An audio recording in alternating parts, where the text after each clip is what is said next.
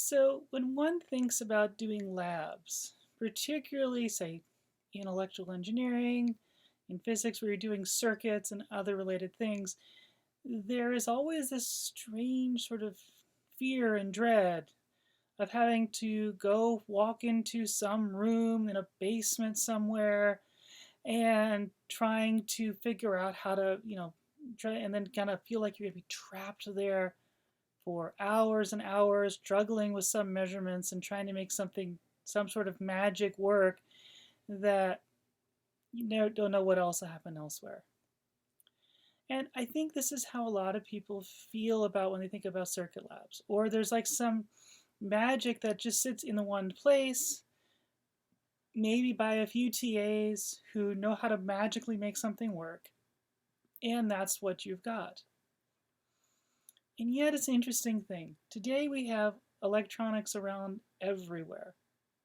I mean, almost nobody almost nobody doesn't have at least two or three electronic devices around them. Almost every one of us carries at least one, or we feel like something is wrong. You think of how many times people are away from their cell phone and how they feel just kind of like a part of their body is not there. Okay. So electronics are around and they're fairly inexpensive. And so you'd have to ask the question, well, can we start doing circuits in other places?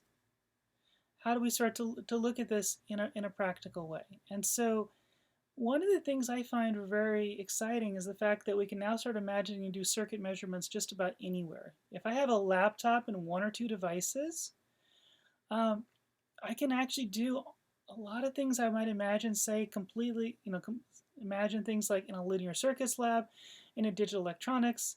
Actually, some fairly sophisticated things depending on the number of pieces of devices you have. So if you had something along the lines of a laptop like this, and you could imagine having a laptop plus, maybe a data acquisition system, showing one from Analog Discovery, you could imagine sitting at home and doing a laboratory measurement of a resistor divider. There's two resistors here in the structure. Apply a signal, apply a triangle wave signal, and measure the triangle wave signal out, and you can see it on your computer. And you could do this anywhere. This was actually a picture taken in my office in my basement in my house. And yes, I do have a lot of electronics. After all, I've been teaching circuits for a very long time, and I rather love the subject. But it could be done anywhere. And I've done experimental measurements of these sorts with these elements and actually significantly more complex structures, both at home as well as on a plane, as well as sitting in a coffee shop, and so forth. And so it's an amazing thing that you can do. And so it's kind of important to kind of get the framework that when you're talking about electronics in particular, there's so many things you can do. And obviously it helps to have some sort of data acquisition system. I'm showing one here, which is version 1 and version 2 of the Analog Discovery from Digilent. These are pretty cool devices and at a very reasonable price point.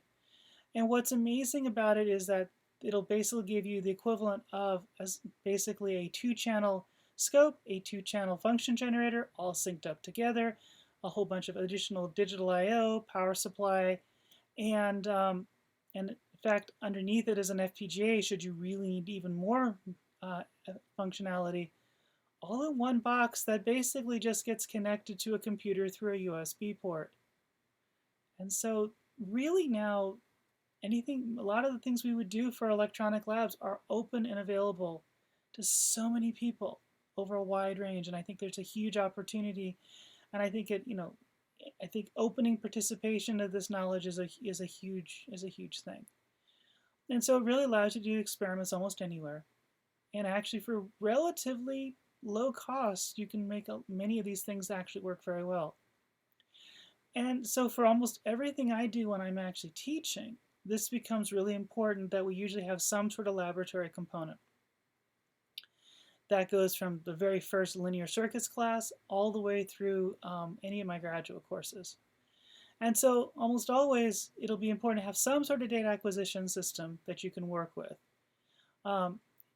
One thing this is really nice for is it actually allows you to not just do the experiments, think about them before you get to where there's class and there's a community to answer questions, but you can actually do a major part of the lab, figure out where you're having trouble, bring those questions with you, and then sort of individual or in community in a class, we can actually solve it.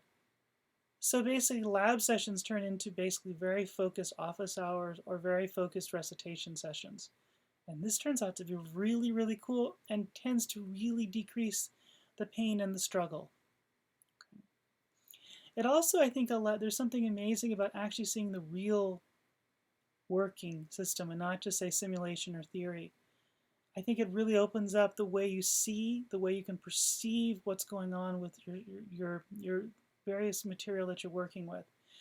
And I think it allows you to really see things deeply, and I would certainly encourage anyone who's taking class with me, please, please work on understanding it deeply, because I will be looking for that, because I think the opportunity's there, and the opportunity there to learn the material such that the core, the essence of that material will still be with you 5, 10 years later after you would take a course.